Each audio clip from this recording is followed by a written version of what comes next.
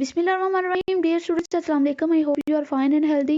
Today I will discuss the Elizabethan drama. Here is the index of video. We will cover the following points.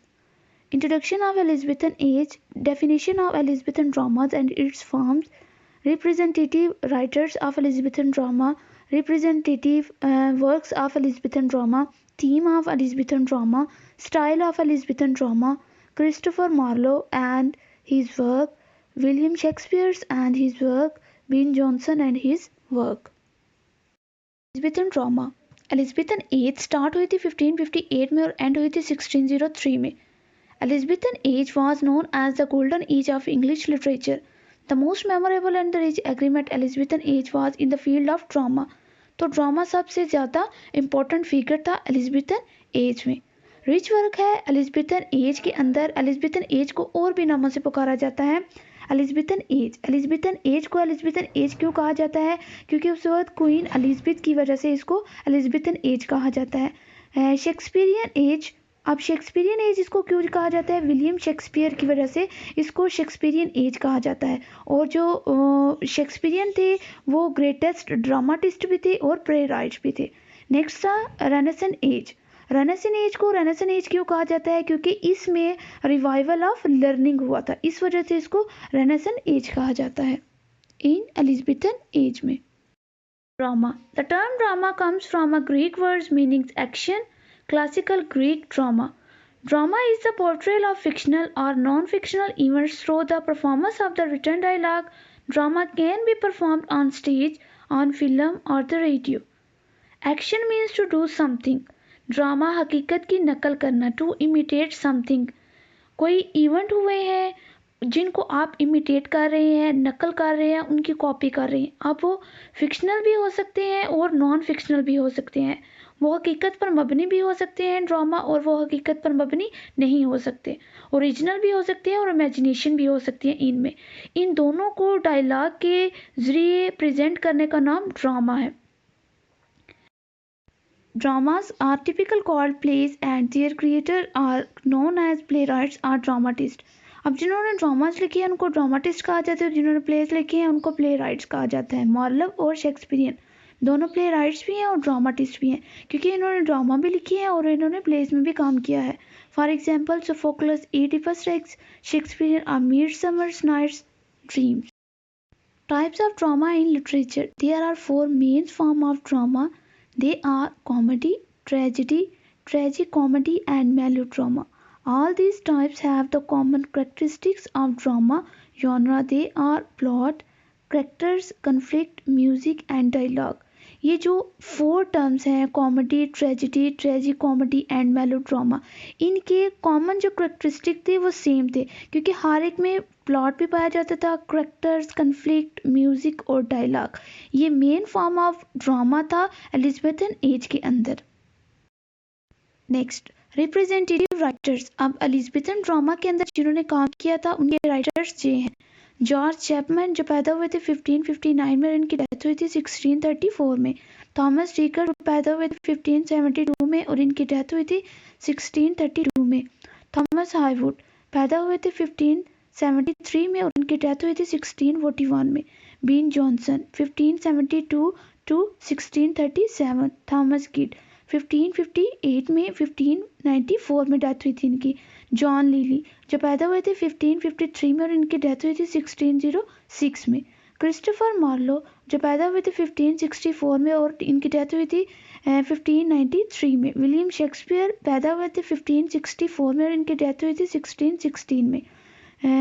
John Webster जो पैदा हुए थे 1580 में और इनकी डेथ हुई थी 1634 में. एलिज़ाबेथन ड्रामा के अंदर जो थीम्स पाई जाती हैं एलिज़ाबेथन एज में, वो सबसे पहले है एंटी सेमिटिज्म.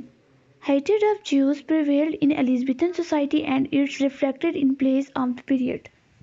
ये जो ज्यूज कम्युनिटी थी इनके बारे में नफ़रत अंगेज़ी है, इनके बारे में नेगेटिविटी है, और जो इमोरल चीज़ें हैं जो ड्रामा के अंदर मिलती हैं इनके खिलाफ हैं, ज्यूज़ के खिलाफ हैं.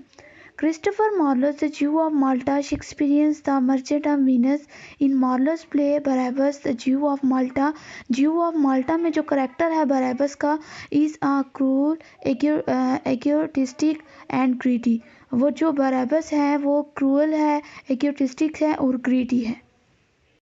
Next theme है disguise. Disguise is a device that is used frequently by characters in Elizabethan plays. It is way in which characters gain information, different appearance in order to conceal one's identity. Disguise mean है appearance change करना, base बदलना, as agent काम करना, as a secret reveal काम करना, as a spy काम करना. Base बदल कर जो काम किया जाता है ये भी इनकी थीम में पाया जाता है. For example in Shakespearean as you like it. Next theme humour. Elizabethan psychological was based on the theory of the four body humours, blood, phlegm, black biles and yellow bile. ये जो 4 figures हैं Elizabethan psychological based करते हैं इस theory के ऊपर. बिन Johnson ने इस थीम को अप्लाई किया था every man in his humour. Revenge. Revenge mean क्या होता है? बदला. Revenge is one of the most prevalent themes in Elizabethan drama. ये मेन थीम है Elizabethan drama के अंदर. Revenge in the plays it is often motivated by the visitation of the ghost who delivers the story of his murder to the characters who must now become the avengers. Such in the case in the Thomas Keats The Spanish Tragedy. अब ये जो revenge है ये main theme है Elizabethan drama के अंदर. Ghost जो आता है एक बंदे के पास और इसको अपने मर्डर की कहानी सुनाता है और बताता है कि बदला कैसे लेता है. यानी इस तरह के जो कॉन्सेप्ट हैं ये हमें स्पेनिश ट्रेजेडी में मिलते हैं जो थॉमस कीट का वर्क है. Next, the supernatural. In Elizabethan times, people were very superstitious and many people believed in the supernatural. Queen Elizabeth had a personal astrologer whom she would consult regularly. अब जो super creature का जो concept है वो Elizabethan drama के अंदर बहुत common था. क्वीन एलिजाबेथ का जो पर्सनल एस्ट्रोलॉजर था इसका अपना एक नजूमी था, वो इससे सजेशन लेती थी. ये हमें ड्रामा में इसका कॉन्सेप्ट मिलेगा. Such is the case in Shakespeare's Hamlet and in Keats' The Spanish Tragedy. Shakespeare's A Midsummer Night's Dream is populated with fantastical creatures. ये जो इनके वर्क है ना A Midsummer Night's Dreams, Hamlet और Spanish Tragedy, इनके अंदर हमें the supernatural creature का जो कॉन्सेप्ट है वो मिलेगा. अब नेक्स्ट स्टाइल देखते हैं इन्होंने जो एलिजाबेथन ड्रामा के अंदर यूज़ किए हैं. वो साइड्स हैं, ब्लैंक वर्ड्स हैं, एम्बिक पेंटामीटर है और इंसल्ट है. ये 4 जो स्टाइल है इन्होंने अपने एलिजाबेथन ड्रामा के अंदर इसको यूज़ किया है. ब्लैंक वर्ड्स का बहुत ज़्यादा यूज़ किया है. जो मार्लव है इन्होंने ब्लैंक वर्ड्स का इस्तेमाल किया है. ब्लैंक वर्ड्स बेसिकली होता क्या है? Without rhyming scheme. Next Elizabethan drama के अंदर हम जिसको डिस्कस करेंगे वो क्रिस्टोफर मार्लो. ये पैदा हुए थे 1564 में और इनकी डेथ हुई थी 1593 में. Christopher Marlowe was the greatest contemporary of Shakespeare's. Christopher Marlowe को शेक्सपियर का हामिज भी कहा जाता है. क्रिस्टोफर मार्लो जो है ना वो शेक्सपियर से चांदमा बड़े हैं. First great poet to use the modern English language. ये फर्स्ट ग्रेट पोइट थे जिन्होंने मॉडर्न इंग्लिश लैंग्वेज का यूज़ किया था. कीट मार्लो ये उनका दूसरा नाम है. इनको प्यार से कीट मार्लो भी कहा जाता था. बेस्ट इंग्लिश प्ले राइट थे ये. He is listed among the university wits. जैसे हम लोगों ने प्रीवियस लेसन में यूनिवर्सिटी विट्स के बारे में पढ़ा था जिन्होंने ऑक्सफोर्ड और कैम्ब्रिज यूनिवर्सिटी से तालीम हासिल की हुई होती है उनको यूनिवर्सिटी विट्स कहा जाता है. तो ये भी उनमें से एक हैं. He was educated and Cambridge, जिन्होंने कैम्ब्रिज यूनिवर्सिटी से एजुकेशन हासिल की. Marlowe is used as the founder of English romantic tragedy. Marlowe जो थे वो फाउंडर थे इंग्लिश रोमांटिक ट्रेजेडी के, also as the father of English tragedy. और ये फादर कहे जाते हैं इंग्लिश ट्रेजेडी के. The creator of English blank words. इन्होंने first time English blank words का यूज़ किया था. ब्लैंक वर्ड्स मैंने अभी आप लोगों को बताया है उसका मतलब होता है विदाउट राइमिंग स्कीम. नेक्स्ट 1589 में इनको बैचलर ऑफ आर्ट्स डिग्री मिली थी. क्रिस्टोफर मार्लो को 1587 में मास्टर्स ऑफ आर्ट्स डिग्री मिली थी लेकिन इनको मिली नहीं थी रोमन कैथोलिक प्रीस्ट की वजह से. Private counsellor faithful to Queen Elizabeth की वजह से इनको मास्टर की डिग्री मिल गई थी. स्पाई 18 मई अरेस्ट वारंट 18 मई को अरेस्ट वारंट इनके खिलाफ जारी कर दिए गए थे. 30 मई मार्लो वाज किल्ड. मार्लो का कत्ल हो गया था. कुछ का कहना था क्वीन एलिजाबेथ ने मार्लो का मर्डर करवाया है या इनका किल करवाया है और कुछ ने कहा था कि जिनके लिए उन्होंने एज ए सीक्रेट मतलब स्पाई का काम किया, उनके सीक्रेट रिवील ना हो जाए इसलिए उन्होंने मार्लव को कत्ल करवाता है। He died at the age of 29 under the mysterious circumstances, fatally murdered in। Next देखते हैं Marlowe's words. Dido the queen of Carthage, ये इन्होंने जॉन नैश के साथ मिलकर लिखी थी। द मस्करे एट पैरिस, ये इनका डेंजरस वर्क है। Heroes and the leader, incomplete work है।